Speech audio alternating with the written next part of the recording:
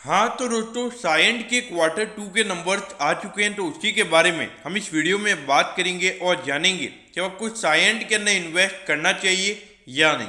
चलिए शुरू करते हैं। तो देखिए, सबसे पहले अगर हम यहाँ पे पिछले क्वार्टर के कंपैरिजन में अगर हम कंपनी के रेवेन्यू को कंपेयर करें तो यहाँ पे 5% का रेवेन्यू ग्रोथ कंपनी ने दिखाया है और जो टोटल रेवेन्यू हम निकल कर आया है वो है 1111 करोड़ का। तो 5% का क्वार्टरली बेसिस पे मेरे ख्याल से ये ग्रोथ है। थोड़ा अगर देखा जाए तो मार्केट की एक्सपेक्टेशन से ये ग्रोथ का नंबर कम है। अगर प्रॉफिटेबिलिटी की बात करें तो प्रॉफिट वाला नंबर भी यहाँ पे 5% से बढ़कर 121 करोड़ का यहाँ पे कंपनी का टोटल नेट प्रॉफिट इस क्वार्टर में निकल कर आया है। तो अगर आप देखोगे क्वार्टरली बेसिस के जो नंबर्स हैं इतने भी डिसअपॉइंटिंग नहीं है, क्योंकि अगर हर क्वार्टर में कंपनी अगर 5% की ग्रोथ दिखाती है तो ईयर ऑन ईयर बेसिस पे ये 20% की ग्रोथ होगी। मेरे ख्याल से 20% की growth year on year basis पे काफी अच्छी है। मेरे ख्याल से क्वार्टरली बेसिस के जो नंबर्स है वो भी यहाँ पे काफी अच्छे हैं।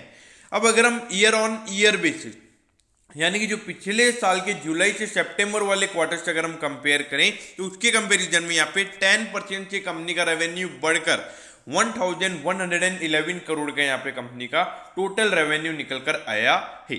अगर प्रॉफिटेबिलिटी की बात करें तो 45% यहाँ पे कंपनी का जो नेट प्रॉफिट है वो बढ़कर 121 करोड़ का यहाँ पे कंपनी का टोटल नेट प्रॉफिट इस क्वार्टर में निकल कर आया है। तो अगर आप देखोगे इन सब चीज में जो पॉजिटिव जो सबसे ज्यादा पॉजिटिव मुझे यहाँ पे नजर आता है वो ये कि 45% का ईयर ऑन ईयर ग्रोथ जो हमें यहाँ पे प्रॉफिटेबिलिटी में देखने को मिल रहा है, मेरे ख्याल से मार्केट इसे पॉजिटिव वे में ले सकता है। तो ये कंपनी के यहाँ पे जो नेट प्रॉफिट मार्जिन परसेंटेज है वो कंपनी के इंप्रूव हुए हैं। देखिए, रेवेन्यू ग्रोथ 10 से 15% की होनी चाहिए, वो यहाँ पे कंपनी ने अचीव किया है। लेकिन एक मार्जिन परसेंटेज जो यहाँ पे आईटी कंपनीज के मेन देखे जाते हैं वो यहाँ पर अच्छे तरीके से हमें बढ़ता हुआ नजर आ रहा है। अब देखिए, लगभग 11,900 करोड़ का इस कंपनी का मार्केट कैप है। अगर आप देखोगे इंडस्ट्री के कंपैरिजन में आपको सस्ते वैल्यूएशन पर मिल रहा है, क्योंकि देखिए एक मिड कैप आईटी स्टॉक है, इसको आप प्रीमियम वैल्यूएशन पे नहीं देख सकते और कुछ इतनी एक्सपोनेंशियल ग्रोथ भी ये कंपनी नहीं दिखा रही है, तो मार्केट इसे इतना प्रीमियम वैल्यूएशन नहीं देगा। अगर डिविडेंड यील्ड की बात करें तो 1.57% का यहाँ पे डिविडेंड यील्ड है, तो डिविडेंड यील्ड भी काफी अच्छा है। तो ये देखिए, इनके जो कैश इनफ्लोज होते हैं अधिकतर पॉजिटिव होते हैं, तो ये 1 से 1.5% का इनका डिविडेंड यील्ड रहता ही है। अब ये देखिए, अगर आप देखोगे तो पिछले साल अगर हम देखें तो कंपनी के लिए थोड़े इश्यूज रहे थे। पिछले साल कंपनी के जो रेवेन्यू के नंबर्स हैं थोड़े कम भी हुए थे, तो इसीलिए थोड़ा मार्केट इसे प्रीमियम वैल्यूएशन नहीं दे रहा है। क्योंकि अगर आप देखोगे बाकी जितने भी आईटी स्टॉक्स है उनके रेवेन्यू पे कोई भी पिछले साल इश्यू नहीं पड़ा था। अगर यहाँ पे प्रॉफिटेबिलिटी की बात करें तो ये देखिए, कंपनी की पिछले साल प्रॉफिटेबिलिटी बढ़ी थी लेकिन रेवेन्यू कंपनी के कम हुए थे, तो इसका इंडिकेशन क्या है, जो नेट प्रॉफिट मार्जिन परसेंटेज है वो कंपनी के इंप्रूव हो रहे हैं।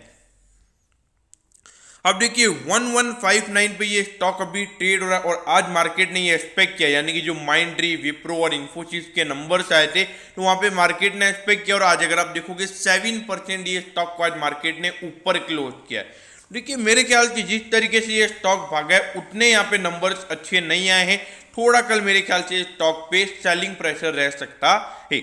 अगर long term point of view से अगर हम बात करें, देखिए long term point of view से मेरे ख्याल से जो बाकी कंपनीज है, खास करके जो दूसरी लार्ज कैप आईटी कंपनीज है, जितनी लार्ज कैप की ग्रोथ है उतनी भी ये कंपनी ग्रोथ नहीं दिखा पा रही है। देखिए, इनके पास तो ग्रोथ अपॉर्चुनिटीज और ज्यादा, इनके नंबर्स अगर हम देखें इन परसेंटेज वाइज ये ज्यादा ग्रोथ दिखाने चाहिए, लेकिन वो ग्रोथ के नंबर्स हमें यहाँ पे देखने को नहीं मिल रहे। मेरे ख्याल से इससे अच्छा तो अगर आप कोई एक लार्ज कैप आईटी स्टॉक में अगर बने रहेंगे वो ज्यादा बढ़िया है, या फिर कोई और मिड कैप आईटी, मैं पर्टिकुलरली नाम नहीं लूंगा, लेकिन यहाँ पे वो ग्रोथ हमें देखने को नहीं मिल रही है जो पूरी होल इंडस्ट्री हमें दिखाती हुई नजर आ रही है। From revenue point of view से भी अगर हम बात करें तो वो भी है, और प्रॉफिटेबिलिटी पॉइंट ऑफ व्यू से भले थोड़ी प्रॉफिटेबिलिटी यहाँ पे ईयर ऑन ईयर बेसिस पे अच्छे तरीके से बढ़ी है, लेकिन एट दी एंड आपका रेवेन्यू अच्छे से बढ़ना चाहिए, तभी आप ज्यादा मार्जिन पे सस्टेन कर पाते हो। तो दोस्तों, मैं होप करता हूँ कि सायंट के क्वार्टर 2 के नंबर्स के बारे में आपको सब कुछ पता चल गया होगा। अगर आपकी कोई भी क्वेरीज है तो आप कमेंट कीजिए, मैं जरूर आपके कमेंट पर रिप्लाई करूंगा। ओके दोस्तों, thank you, have a nice day.